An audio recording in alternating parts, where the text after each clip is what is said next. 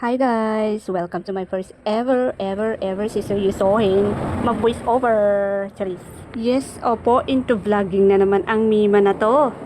At hindi niya nga mapangatawanan ang magseryoso dahil unti-unti na namang bumabalik yung tono ng boses ko. Charis. Hindi ko talaga alam mag-voice over pero sige, subukan natin. Magandang araw na imbag na bigat, maupay na aga, iyong atanan. 5:30 na nga ng mga oras na to. Apurang-apura na nga ako sa mga oras na yan kasi magrereklamo na naman yung papasok sa work at saka yung papasok sa school. Akala mo naman talaga meron silang katulong. Habang nagluluto ako, naghapbat na rin si Sia. Ewan ko ba sa bata na yan, napakatamad maligo sa umaga.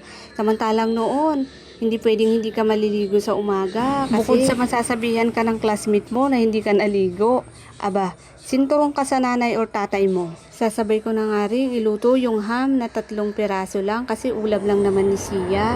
Tapos 2 hotdog, ulam naman ng papa niya. Tapos tinapa naman, ulam naman ng bunso kong anak. Tinitini lang para may maulam pa sa susunod na araw. Tibid ba, kumbaga. Ewan ko ba sa mga panglasa ng bata na to.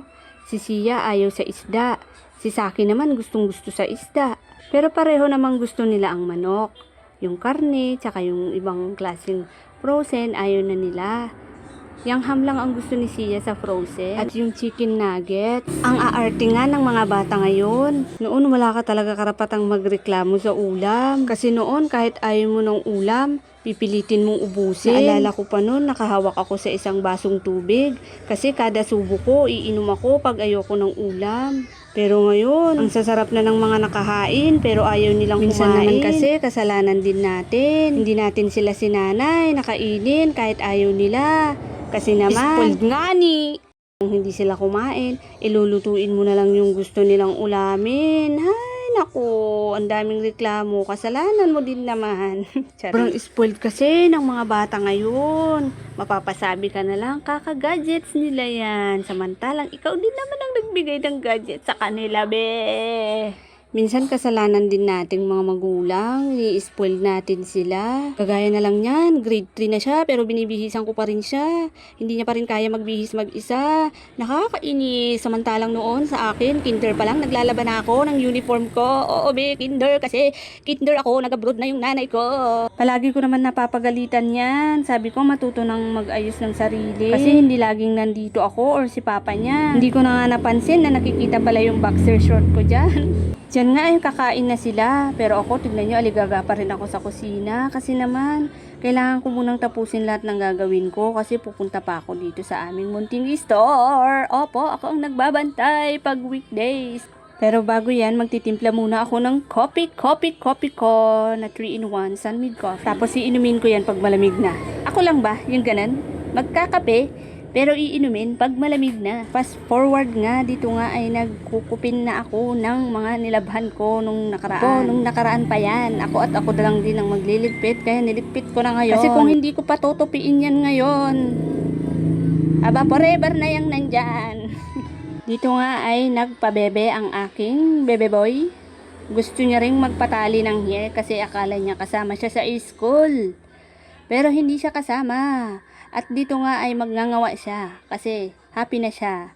Pero it's a prank pala. Hindi siya kasama, be. Hindi ka magpipumilit na sumama. Dahil ganyan wala kang karapatang sumama. Dahil isa kang malikot na bata. Super ang kahyperan mo. At hindi ko kinakaya yon. Kaya iniwan ko na siya dyan mag-isa. Bahala siya. Magsasawa din naman yan. Ituloy ko na lang yung mga gagawin ko para matapos na ako. Dito naman dahil hindi ako natutuwa sa ilalim ng lababo. Hindi siya nakaka-aesthetic. Kaya naglagay ulit ako ng feng na cortina. At ito na nga. Naging mongoloid na naman tayo. Hindi na naman inayos ang pagbaboys over. Kasi naman, hindi ko talaga kayang magpanggap na mahenhen tayo. Ayan, ininom ko na nga ang aking kopi dahil malamig na siya. At konting walis-walis lang dito kunwari kasi masipag nga ni pag may video. Hindi pa tapos ang tinutupi at may isang basket na namang labahin. After nga niyan ay pupunta na ako dito sa kusina ulit kasi ire-ready ko naman yung kanin na dadalhin ko sa aming munting store. At yan na nga ang tag-isa naming tinapa ng aking asawa. Dito naman ay ititiklop ko na ang aming higaan. Yes, ako palagi ang magtutupi dahil wala namang kusa ang mga pasneya na yan. Apakalinis na ng aking kusina. At ready na akong maligo. Mga 5 seconds lang. Ayan. Tapos na akong maligo.